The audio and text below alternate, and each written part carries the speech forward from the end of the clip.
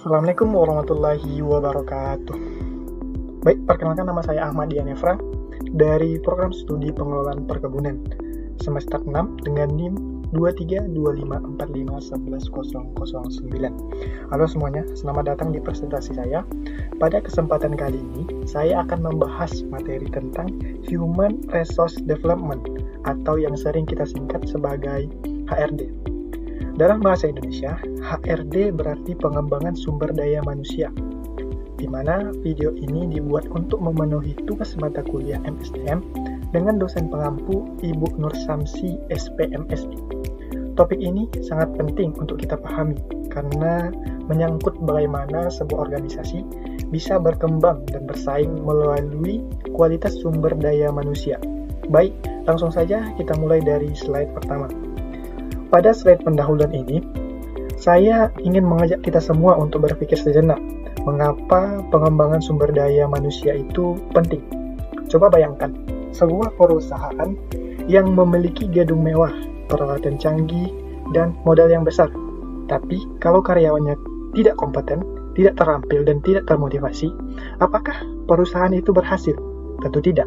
Itulah mengapa sumber daya manusia disebut sebagai aset utama organisasi, bukan sekedar faktor produksi biasa. Tambah lagi, dunia kerja saat ini berubah sangat cepat. Teknologi terus berkembang, banyak pekerjaan yang mulai digantikan oleh mesin dan otomatisasi, dan persaingan antar perusahaan di tingkat global semakin sengit. Kalau karyawan tidak terus mengembangkan dirinya, mereka bisa tertinggal dan organisasi pun akan kalah bersaing.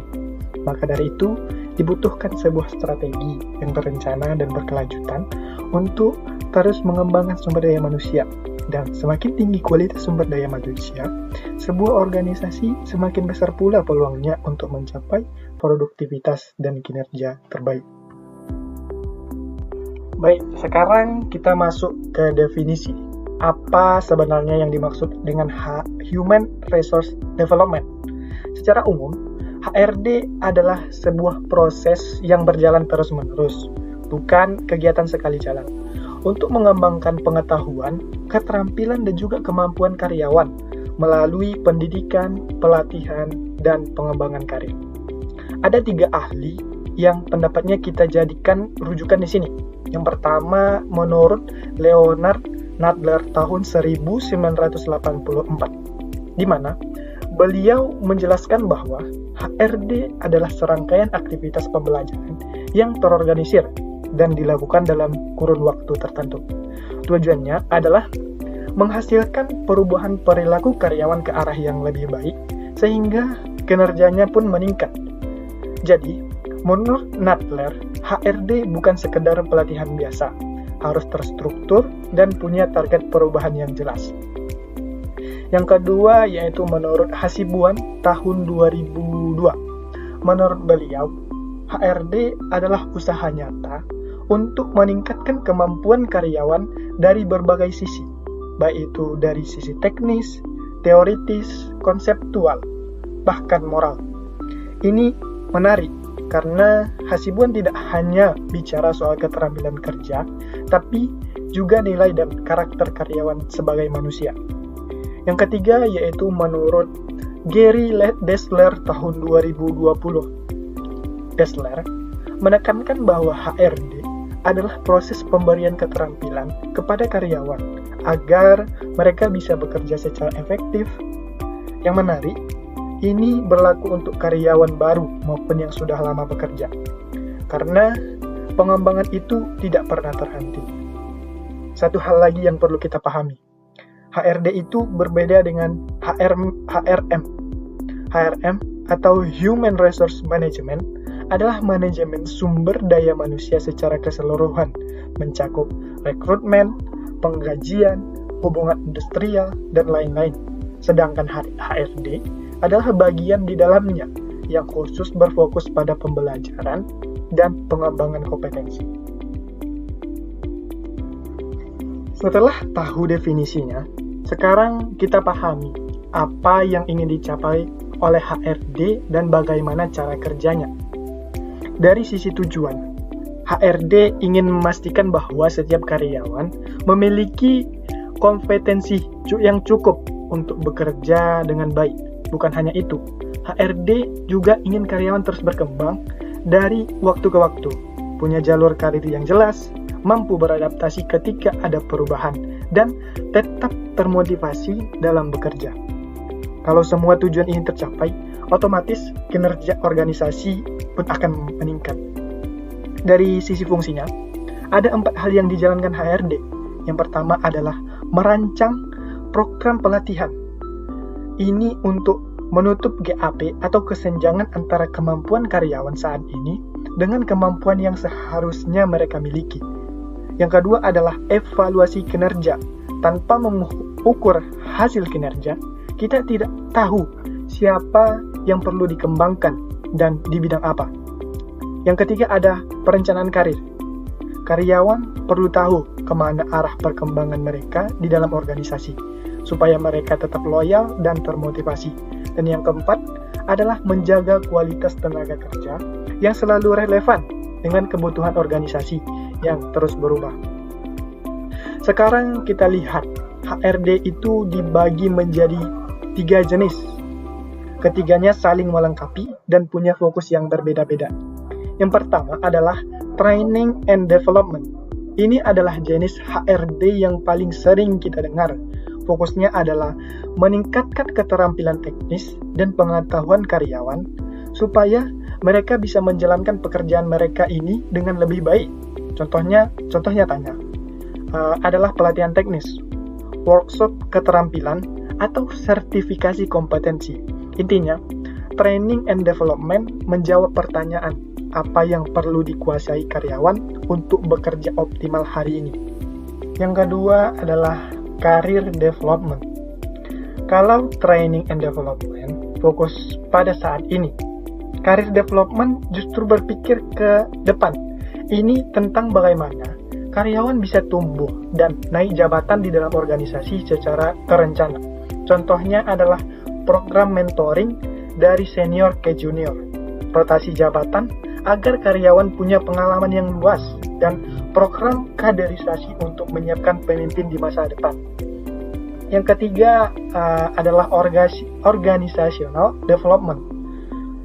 Ini adalah yang paling luas cakupannya, karena bukan hanya bicara soal individu, tapi tentang organisasi secara keseluruhan. Tujuannya adalah meningkatkan efektivitas dan kemampuan organisasi dalam menghadapi perubahan.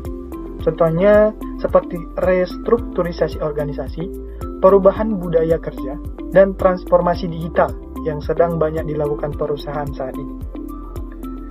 Mungkin ada yang bertanya, kalau HRD butuh biaya dan waktu, apakah bagus? Jawabannya jelas, sangat bagus. Karena manfaatnya dirasakan oleh dua pihak sekaligus, organisasi dan karyawan. Bagi organisasi, dengan karyawan yang terampil dan kompeten, produktivitas kerja akan meningkat. Kualitas hasil kerja pun menjadi lebih konsisten dan akurat. Organisasi juga menjadi lebih siap bersaing karena memiliki sumber daya manusia yang unggul. Dan prosesnya pun menjadi lebih efisien karena karyawan tahu apa yang harus dilakukan dan bagaimana melakukannya dengan benar. Bagi karyawan, HRD membuka banyak kesempatan. Kompetensi mereka terus berkembang sehingga nilai mereka di dunia kerja semakin tinggi. Peluang karir pun semakin terbuka karena mereka punya kemampuan yang diakui. Selain itu, karyawan yang merasa diinvestasikan oleh organisasi cenderung lebih termotivasi dan puas dengan pekerjaannya. Jadi, bisa kita lihat bahwa HRD menciptakan siklus positif yang saling menguntungkan. Karyawan yang kompeten menghasilkan kinerja yang tinggi. Kinerja yang tinggi membuat organisasi unggul, dan organisasi yang unggul akan terus menginvestasikan dirinya pada pengembangan sumber daya manusia. Selanjutnya, kita akan melihat secara lebih mendalam bagaimana hubungan antara pelatihan dengan kinerja karyawan. Hubungan ini sebenarnya cukup logis kalau kita pikirkan. Ketika seseorang mendapatkan pelatihan yang terstruktur dan relevan, ia akan mendapatkan pengetahuan dan keterampilan baru yang langsung bisa diterapkan dalam pekerjaannya. Dengan bekal itu, ia menjadi lebih mampu mengerjakan tugasnya lebih cepat, lebih akurat, dan lebih percaya diri. Dan ketika kemampuan kerjanya meningkat, hasilnya pun ikut meningkat. Inilah yang kita sebut sebagai peningkatan kinerja. Dessler tahun 2020 menjelaskan hal ini dengan baik. Pelatihan memberi karyawan keterampilan yang tepat sasaran sesuai pekerjaannya. Ini menutup apa yang disebut Hasibuan tahun 2002 sebagai kesenjangan kompetensi, yaitu jarak antara kemampuan yang dimiliki karyawan dengan kemampuan yang seharusnya mereka miliki untuk bekerja optimal.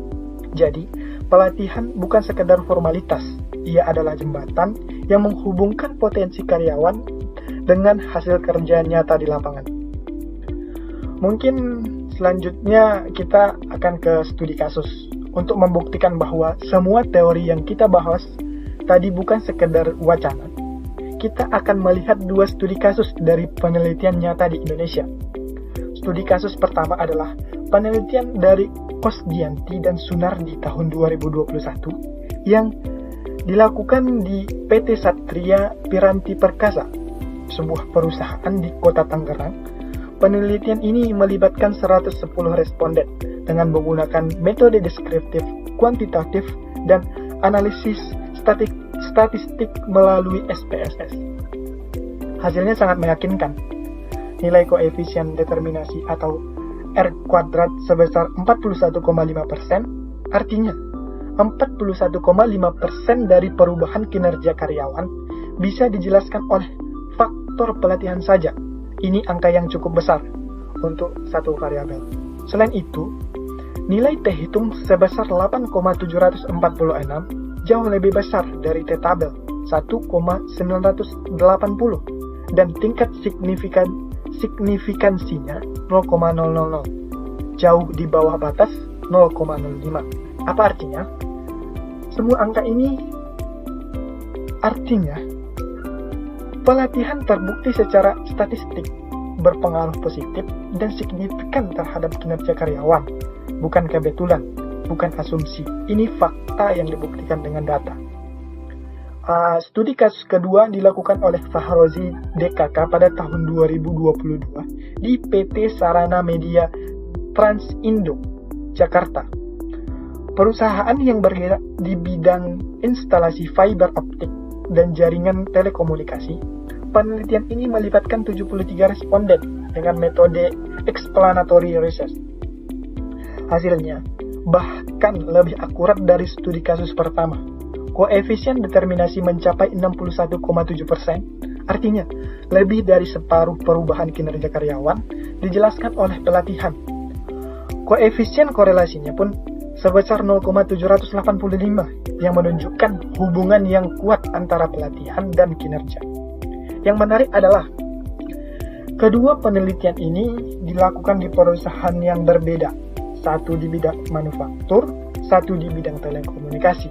Namun keduanya menghasilkan kesimpulan yang sama. Pelatihan secara konsisten terbukti meningkatkan kinerja karyawan. Ini menunjukkan bahwa temuan ini berlaku luas, tidak terbatas pada satu jenis industri saja.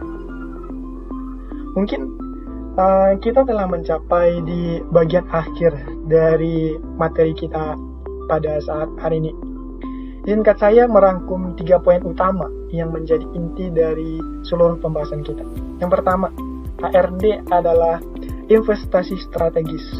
Banyak organisasi yang memandang program pelatihan dan pengembangan sebagai beban biaya. Padahal, jika kita lihat dari hasil penelitian yang tadi kita bahas, HRD justru memberikan dampak nyata terhadap kinerja, yang artinya berdampak langsung pada hasil bisnis organisasi. HRD bukan pengeluaran, melainkan investasi jangka panjang.